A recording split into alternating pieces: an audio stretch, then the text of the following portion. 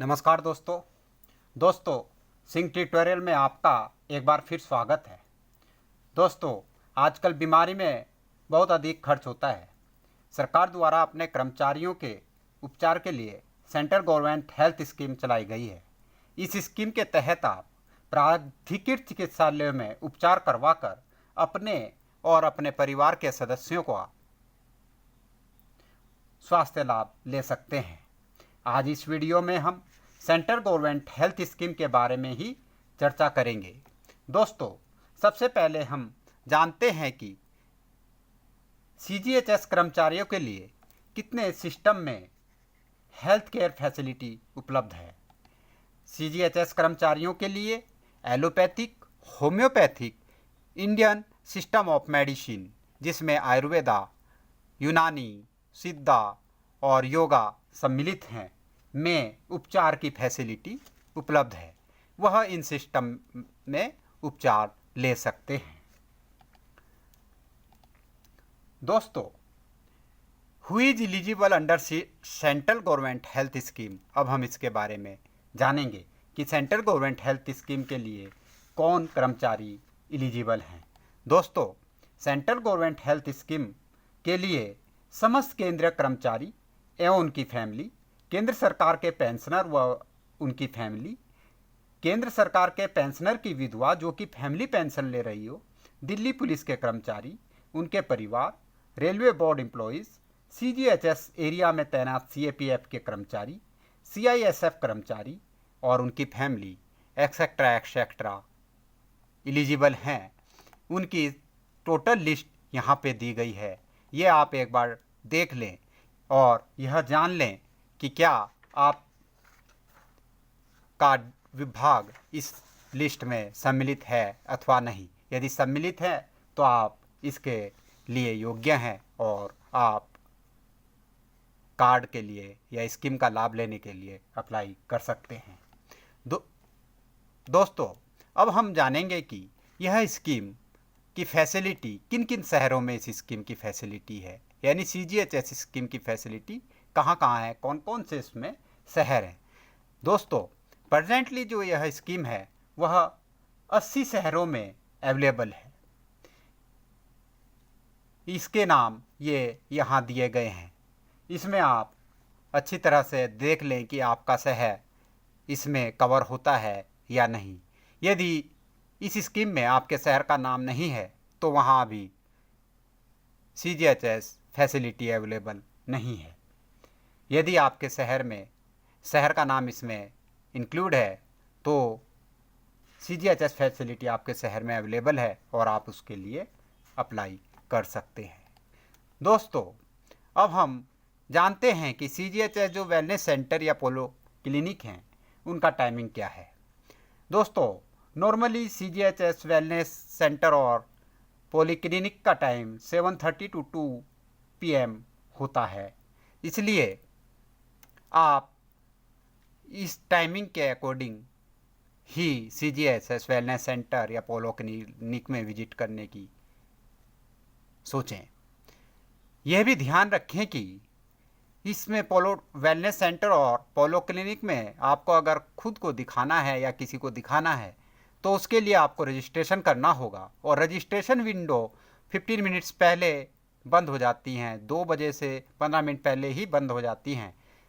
इसलिए आप 2 बजे से 15 मिनट पहले अपने को रजिस्टर्ड कर लें, तभी आप इन सेंटर में अपने को डॉक्टर को दिखा पाएंगे। दोस्तों, अब हम जानते हैं कि सीजीएचएस में आप किस तरह से रजिस्टर कर सकते हैं खुद को।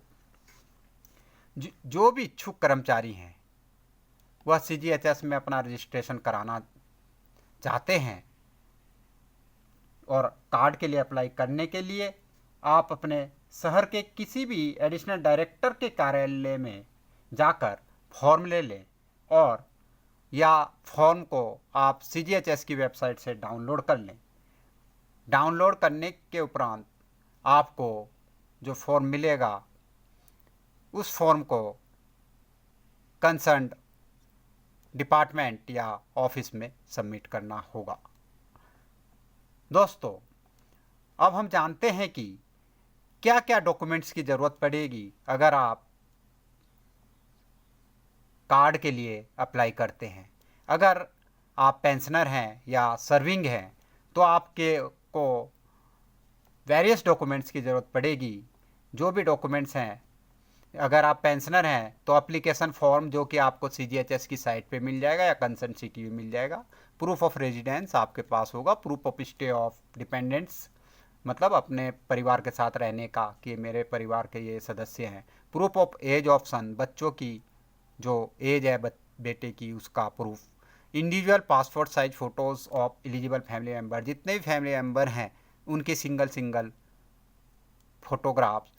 Surrender certificate of CGHS card while in service, और यदि आपको सर्विस के दौरान CGHS कार्ड बना था तो उसको सरेंडर का एक सर्टिफिकेट मिलता है रिटायरमेंट से पहले, वह उसके साथ अटैच करना है फॉर्म के। अटेस्टेड कॉपीज़ ऑफ PPO, जो PPO आपका होगा उसकी अटेस्टेड कॉपी आपको कार्ड के लिए अप्लाई करेंगे उस फॉर्म के साथ संलग्न करनी है। PPO की कॉपी बैंक से आपको मिल गई होगी।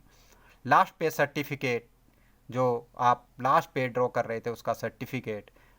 Draft for required amount toward CGHS contribution, यानी CGHS कंट्रीब्यूशन का जो ड्राफ्ट का अमाउंट है वह। अब यह ध्यान रखें कि जो CGHS कंट्रीब्यूशन है, जो रिटायरी हैं उनका 10 साल का कंट्रीब्यूशन के बराबर का ड्राफ्ट बनता है। सपोज़ किसी कर्मचारी का जो कंट्रीब्यूशन था, लेवल 8 का कर्मचारी है सपोज, रिटायर होता है और उसका कंट्रीब्यूशन 650 पर मंथ है, तो 10 साल की राशि उसकी 650 इंटू 12 7,801 साल की बनी और 10 साल की 78,000, यानी आपको 78,000 का ड्राफ्ट इस फॉर्म के साथ जमा करना होगा। यह फॉर्म आप अपने सिटी के CGHS सेंटर में जमा कर दें। और अगर आप सर्विंग एम्प्लॉयज़ हैं तो सर्विंग एम्प्लॉयज़ को फॉर्म लेना है जो कि आपको CGHS की साइट या CGHS का जो सिटी में सेंटर है वहाँ से मिल जाएगा, जो हमने लिखा है प्रोसीजर में। और उसको अपने जो भी फैमिली के मेंबर्स हैं उनकी फ़ोटो के साथ भरकर कंसर्न मिनिस्ट्री या डिपार्टमेंट में जहां आप कार्यरत हैं वहां जमा कर दें, और उसके बाद आपको CGHS कार्ड के लिए आपका अप्लाई हो जाएगा। और आपको जैसे ही आपका CGHS कार्ड रेडी होगा तो उसका SMS भी अपने मोबाइल पे प्राप्त हो जाएगा। आप वेलनेस सेंटर से यह CGHS कार्ड अपना ले सकते हैं। दोस्तों, यदि CGHS कार्ड मिलने में देरी हो रही हो, विलम्ब हो रहा हो, जो टाइम है, तो CGHS कार्ड को cghs.gov.in से भी डाउनलोड किया जा सकता है और वहाँ से आप कार्ड डाउनलोड कर उसका प्रिंट आउट ले सकते हैं। यह कार्ड वैलिड माना जाता है और यदि निर्धारित समय में CGHS कार्ड का संबंधित कर्मचारियों को प्राप्त नहीं होता है किसी भी कर्मचारी को, तो उस शहर का जो CGHS सर्विस वेलनेस सेंटर है वहाँ जाकर आप इसकी कंप्लेंट दर्ज करवा सकते हैं। दोस्तों, अगर आपका कार्ड किसी कारण से गुम हो जाए तो आपको क्या करना होगा, अब हम उसके बारे में जानते हैं। यदि आपका कार्ड गुम हो जाता है तो आपको संबंधित शहर के CGHS कार्यालय में जाकर एक एप्लीकेशन और उसके साथ 2 फोटोग्राफ लगाने हैं और अप्लाई करना है। इसका आपको 50 रुपये IPO जमा करना होता है इसके लिए, जो कि इसका चार्ज है, फाइलिंग का जो प्रोसेस का चार्ज है, और उसके बाद आपको नया कार्ड मिल जाएगा।